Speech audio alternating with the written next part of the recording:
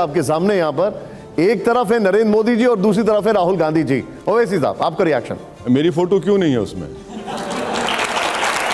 आप इन दोनों में कौन है? सुनिए, आप कम से कम मुझे बुलाकर तौहीन तो मत करिए ना। ओवैसी जी के लिए पहले क्या है, शरीयत या संविधान? ये कोई बीजेपी के लोगों से सवाल आज तक नहीं किया गया है।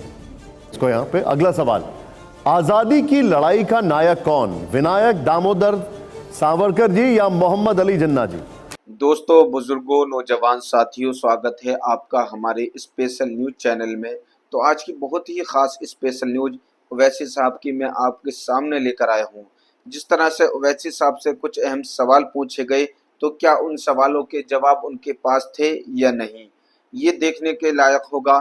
जिस तरह से ओवैसी साहब से अहम सवाल पूछा गया संविधान और शरीयत को लेकर, आप किसको मानते हो, तो उन्होंने उसका क्या जवाब दिया, या भारत को किसने आज़ाद कराया उसके ऊपर सवाल किया तो उसका क्या जवाब दिया, या भारत का प्रधानमंत्री सबसे बेहतर कौन है उसका सवाल पूछा गया तो उसका क्या जवाब दिया, और क्या कहा उन्होंने, इस वीडियो में देखिए।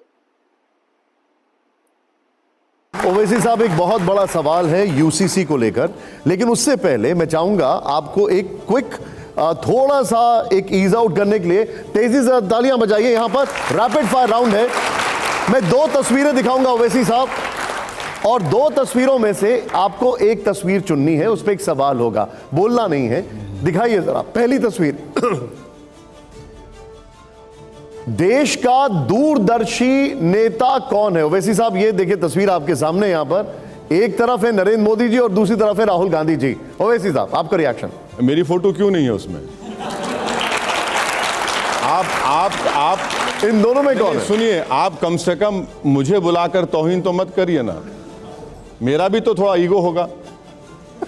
I am also twinkle twinkle little star. आपकी राय है, आप तो मेहमान हैं। तो मैं नॉर्थ पोल स्टार है, मैं तो छोटा स्टार हूं, तो आप ये मैं नहीं कह सकता कुछ भी इस बारे में। ठीक है, अगला सवाल। अब अगला सवाल आपके लिए, जोरदार तालियां हो जाए पहले तो। आइए जरा प्ले ऑन करिए। ओवैसी जी के लिए पहले क्या है, शरीयत या संविधान? ये कोई बीजेपी के लोगों से सवाल आज तक नहीं किया गया है। बिल्कुल किया है सर हमने। सुन लीजिए, आपको हम इसका जवाब दे रहे हैं। आप मौलाना अबुल कलाम आज़ाद को नहीं जानते। अगर जानते तो इस तरह का सवाल हमसे नहीं करते आप। मौलाना अबुल कलाम आज़ाद जो सालों जेल में रहे और जेल में रहकर उन्होंने कुरान करीम का तर्जुमा लिखा, भारत के पहले एजुकेशन मिनिस्टर थे। मौलाना आज़ाद ने अपनी तकरीर में कहा था कि मुझे बहैसियत मुसलमान इस बात का फ़ख्र है कि मैं 1000 साल से जो इस्लाम भारत में है, मैं उसकी एक एक चीज़ को छोड़ नहीं सकता, और ना ही मैं इस देश के एक एक कल्चर को छोड़ सकता हूँ। ये मौलाना आज़ाद ने कहा था। तो आपके सवाल का जवाब ये है। मेरा अगला सवाल आपसे यह है ओवैसी साहब, जरा प्ले ऑन करिए इसको यहां पे। अगला सवाल, आजादी की लड़ाई का नायक कौन, विनायक दामोदर सावरकर जी या मोहम्मद अली जिन्ना जी? कौन है इन दोनों में से? गौर से देख रहा हूं, दोनों एक ही नजर आ रहे मुझे। ओके, अगला सवाल प्ले ऑन करिए। अगला सवाल जरा, अल्पसंख्यकों का हमदर्द कौन है? ओवैसी साहब, इनमें से कोई एक बताइए अगर आपको लगता हो तो।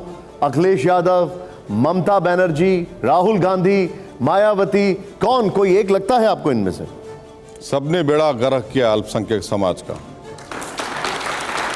किसी ने डराकर, किसी ने मुस्कुराकर, किसी ने मुशायरे कराकर, किसी ने खवाली कराकर, सब ने ऐसा ही हमको कभी चॉकलेट दे दिया, कभी लॉलीपॉप दे दिया, कभी मीठी मीठी बातें की। और अब देखिए, अब जो मोहतरम लाल टोपी पहने हुए हैं, उनका मामला ये है कि उत्तर प्रदेश में मुसलमानों की तारीख में इतना वोट उनको नहीं मिला, कभी नहीं मिला किसी पार्टी को। उनको वोट मिला, तब भी बीजेपी को नहीं हरा पाए।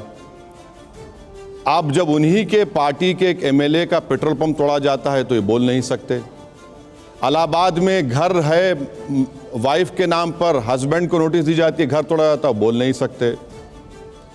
अब जो मैडम बाजू हैं, बड़ी फाइटर हैं, अपने बलबूते पर राजनीति में पार्टी बनाई है, कभी जाकर वहाँ पर मुसलमानों का एजुकेशनल सोशल स्टेटस देख लीजिए।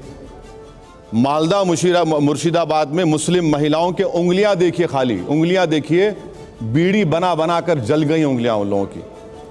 मालदा मुर्शिदाबाद का जो पानी में जो ग्राउंड वाटर में जो आर्सेनिक है वो WHO लिमिट से ज़्यादा है। तीसरे जो महाशय की फ़ोटो आप दिखा रहे हैं, उनसे पूछ लीजिए कि भैया बाबरी मस्जिद का मसला क्या गोविंद GB पंत नहीं थे जब से शुरू नहीं हुआ? क्या ताले उस वक्त नहीं खोले गए जब आपके पिताजी वज़ीर आज़म नहीं थे? क्या मस्जिद शहीद नहीं हुई जब आप ही के पार्टी के प्राइम मिनिस्टर थे? क्या आपकी सरकार में नेल्ली का 10 मैसेकर नहीं हुआ? क्या आप ही के सरकार में मुरादाबाद में, ये लोग आप जानते नहीं, 1986 में ईद के दिन 350 मुसलमानों को गोली मार दी गई मुरादाबाद में, आप ही की सरकार थी। अब बहन जी की बात है, बहन जी की मैं इन तीनों से ज़्यादा इज्जत करता हूँ, इसलिए कि वो जो मुखालिफत पॉलिटिकल है मेरी, मगर उन्होंने जो मुख्यमंत्री बनी और दलितों को एक पॉलिटिकल आइडेंटिटी दिलाई, ताकत दिलाई, मगर अफसोस है बहन जी ने भी एक डेफिनेट स्टैंड नहीं लिया बात चीज़ों के ऊपर, इसीलिए आज वो कमज़ोर हो रही है। जिस दिन बहन जी एक डेफिनेट स्टैंड लेंगे उत्तर प्रदेश में, उनको फ़ायदा होगा। लेकिन आपकी बातों से लग रहा है कि आप मायावती जी को ही चुन रहे हैं। थोड़ी सी तारीफ जो आपने की उन्हीं की क्या ये पॉलिटिकल मैसेज है? नहीं, देखिए, तारीफ करना असदुद्दीन ओवैसी की फितरत में नहीं है। मैं सिर्फ सच्चाई को बयान कर रहा हूँ।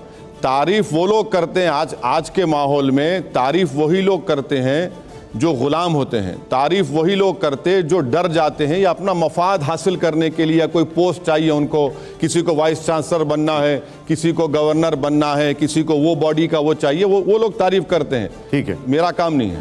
खैर दोस्तों, देखा आपने वीडियो के अंदर जब ओवैसी साहब से सवाल ऐसे पूछे गए जो उन्होंने हर सवाल का जवाब आसानी से दे दिया और बता दिया कि सच्ची भक्ति क्या होती है।